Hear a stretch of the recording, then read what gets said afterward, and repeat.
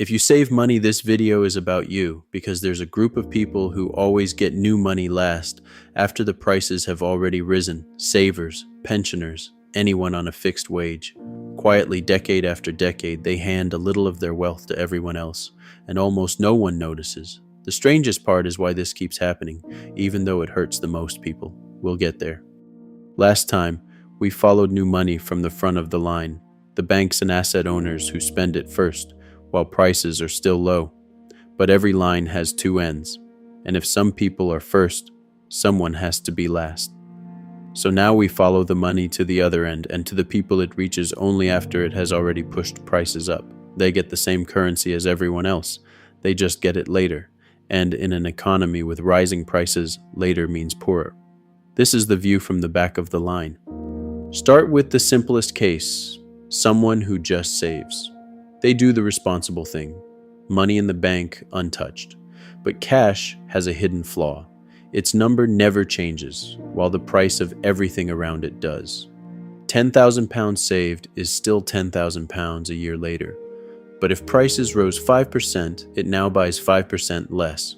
The bank pays interest, of course. But here's the trap. When interest sits below inflation, that interest doesn't cover the loss. After 2008, inflation ran near 5%, while central banks cut rates toward 0.5%. Savers earned almost nothing and quietly lost real value every single year just for holding cash.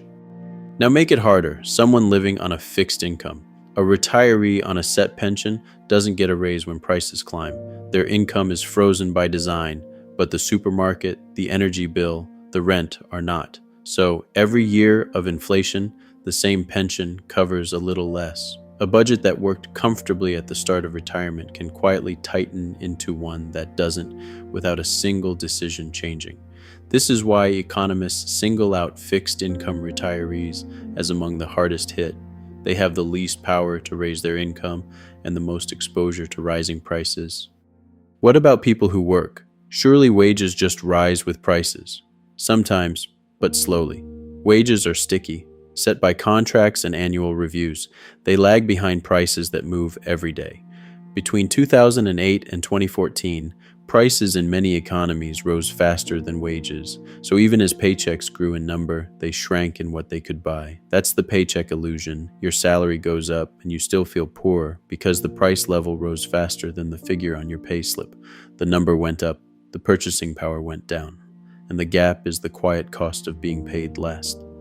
But here's where it gets more interesting, and where most takes get it wrong. Inflation doesn't destroy wealth, it moves it. For every saver losing real value, there's a borrower repaying a loan with money that's worth less than when they took it. A homeowner with a fixed-rate mortgage, a government with debt, anyone who owes, they all gain.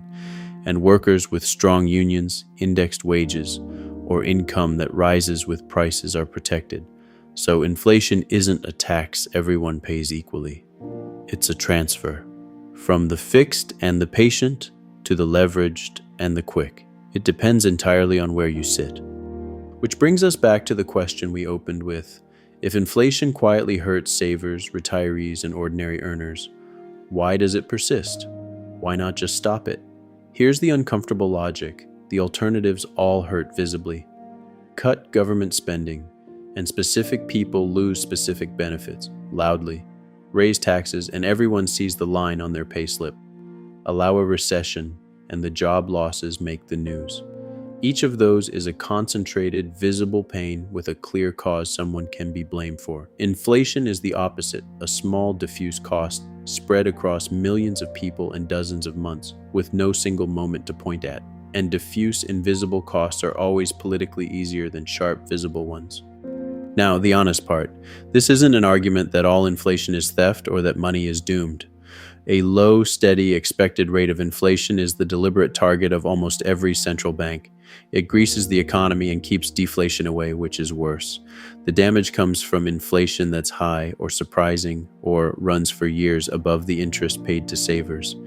Economists debate the exact magnitudes, and it's one force among many. The point isn't panic, it's knowing which side of the transfer you're standing on. So what do you actually do with this? You can't vote inflation away. but you can stop being its easiest target. Holding everything in cash isn't safety. Over time, it's a quiet, guaranteed tax. This is the flip side of the lesson from earlier in this series. The people who get money first own assets that rise with prices. The people who get it last hold money that falls behind them. The fix isn't to panic buy or chase risk. It's simply to own a slice of things that move with prices, so inflation works through you instead of only on you. Once you see the transfer, you can't unsee it. Inflation is rarely a robbery. It's a quiet redistribution from those who get money last to those who get it first. No villain types a number to take from you. The cost is simply spread so thin that no one fights it, but now you can see it. Next, we'll ask the deeper question: where does the value actually go? And can any money escape this entirely? Until then, watch where you sit in the line. Thank you for watching.